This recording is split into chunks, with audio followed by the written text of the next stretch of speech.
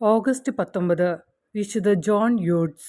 1601 November 14 ഒരു കർഷക കുടുംബത്തിൽ വിശുദ്ധ ജോൺ യൂഡ്സ് ജനിച്ചു. ഓഗസ്റ്റ് 19 1680 78-ാം വയസ്സിൽ അന്തരിച്ചു. ഫ്രാൻസിലെ കെയ്നിലെ ജെസ്യൂട്ടുകളിൽ നിന്ന് വിദ്യാഭ്യാസം നേടിയ യൂഡ്സ് 1625 പുരോഹിതനായി. പ്രശസ്ത വാഗ്മിയായിരുന്ന അദ്ദേഹം ഫ്രാൻസിലെ ഇടവക മിഷനുകളുടെ പ്രസംഗത്തിനായി 50 വർഷം നീക്കിവെച്ചു.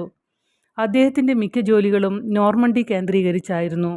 പ്രദേശത്ത് പ്ലേഗ് പൊട്ടിപ്പുറപ്പെട്ടപ്പോൾ രോഗികൾക്കും മരിക്കുന്നവർക്കും ശുശ്രൂഷ ചെയ്യുന്നതിൽ അദ്ദേഹം വീരോചിതമായ പരിശ്രമങ്ങൾ കാണിച്ചു.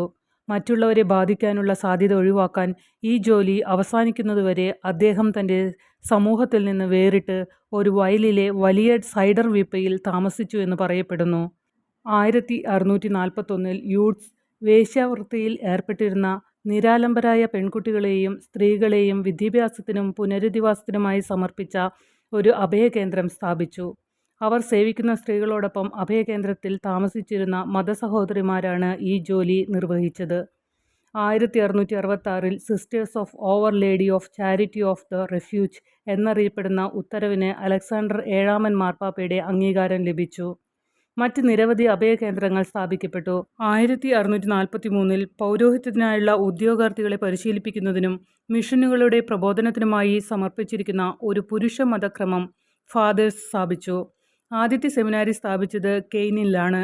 അവിടെ യൂഡിസ് ഫാദേഴ്സ് സഭ ആസ്ഥാനമാക്കി. എന്നിരുന്നാലും യൂഡിസിനെ ഏറ്റവും ആദരണീയമായ നേട്ടം ദൈവത്തോടുള്ള ഭക്തിയെ പ്രോത്സാഹിപ്പിക്കുക എന്നതായിരുന്നു. 1648 മേരിയുടെ വിമല ഹൃദയത്തിനോടുള്ള ബഹുമാനാർത്ഥം ആദ്യത്തെ കൂട്ടവും പകലും രാത്രിയും പ്രത്യേക സമയങ്ങളിൽ നടത്തുന്ന സ്തുതിയുടെയും ആരാധനയുടെയും ഒരു പ്രാർത്ഥന രൂപപ്പെടുത്തി. 1672 യേശുവിൻ്റെ തിരുഹൃദയത്തോടുള്ള ബഹുമാനാർത്ഥം ആദ്യത്തെ കുർബാന രചിച്ചു. 1925 പിയൂസ് 11-ാം മാർപ്പാപ്പ വിശുദ്ധനായി പ്രഖ്യാപിച്ചു. അദ്ദേഹം വിശുദ്ധനെ യേശുവിൻ്റെയും മാതാവിൻ്റെയും ഹൃദയങ്ങളിലുള്ള ആരാധനാക്രമത്തിൻ്റെ പിതാവ്, ഡോക്ടർ, അപ്പസ്തോലൻ എന്നിങ്ങനെ വിളിച്ചു.